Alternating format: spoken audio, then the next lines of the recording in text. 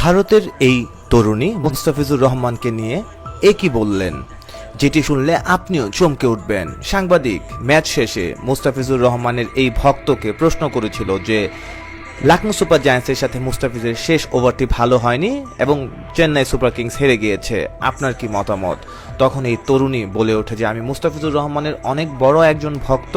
Mustafizur Rahman specially death over কিন্তু দুর্দান্ত করে থাকে, কাজেই ক্যাপ্টেন বুঝে শুনেই তাকে বোলিং দিয়েছিল।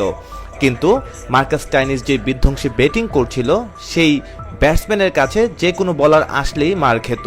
কাজে আমি মুস্তাফিজুর রহমানকে দোষ দিচ্ছি না, কেননা মুস্তাফিজুর রহমানের শেষ ওভারের আগে থেকেই কিন্তু তিনি বিধ্বংসী ব্যাটিং করে যাচ্ছিলেন। স্পেশালি লাস্ট 17 থেকে 20 ওভার পর্যন্ত তিনি বিধ্বংসী ব্যাটিং করছিলেন। নিকোলাস পুরান, দীপক হুডা সবাই মার মুখে ছিল। কাজে এখানে মুস্তাফিজুর রহমানের কিছুই করার ছিল না। আমি মুস্তাফিজুর রহমানের অনেক বড় একজন ভক্ত, তার স্লোয়ার কাটার সেটি কিন্তু সত্যি অনেক কার্যকরী। তারপর এই মেয়ের কাছ থেকে যখন অন্যান্য সাপোর্টার যারা আছে চেন্নাইয়ের, তাদেরকে প্রশ্ন করা হয়েছিল 3 থেকে 4 জনকে যে মুস্তাফিজুর রহমান লাস্টের ওভারটা দিয়ে হারিয়ে দিয়েছে কিনা, তখন তারা সবাই এক বাক্যে বলল এখানে মুস্তাফিজুর রহমানের কোনো দোষ দেখছেন না, কেননা কোনো প্লেয়ারই চান না তার টিম হারুক। মুস্তাফিজুর রহমান তার সর্বোচ্চ চেষ্টাটুকু করেছে এবং ঋতুরাজ গায়কোয়াড় তাকে বুঝে শুনিয়ে বোলিং দিয়েছে, কেননা ইন্ডিয়ান দীপক চাহার কিন্তু ছিল কিন্তু তাকে বল দেওয়া হয়নি।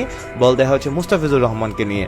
মুস্তাফিজুর রহমান ডেথ ওভার ভালোই করে থাকে, কিন্তু মার্কাস স্টাইনিস সেদিন যে রকম মেজাজে ছিল সেই মেজাজে আসলে খুব বেশি কিছু করার থাকে না। এছাড়াও পিচে যথেষ্ট ডিউ ছিল, শেষ যারা ব্যাটিং করেছে তারা সুবিধা পেয়েছে, কেননা বলাররা খুব বেশি ভালো মুভমেন্ট ওই পিচ থেকে পায়নি। কাজেই এই মুস্তাফিজুর রহমানের জায়গায় যদি দীপক চাহারও আসতো তিনিও মার খেতে পারতেন। আমরা নেক্সট ম্যাচে মুস্তাফিজুর রহমানকে আবারও টিমে চাই এবং মূল একাদশে চাই। এই কথাগুলোই কিন্তু চেন্নাইয়ের দর্শকরা বলেছে মুস্তাফিজুর রহমানকে নিয়ে। রাজন চৌধুরী, ক্রিকেট ব্যাট।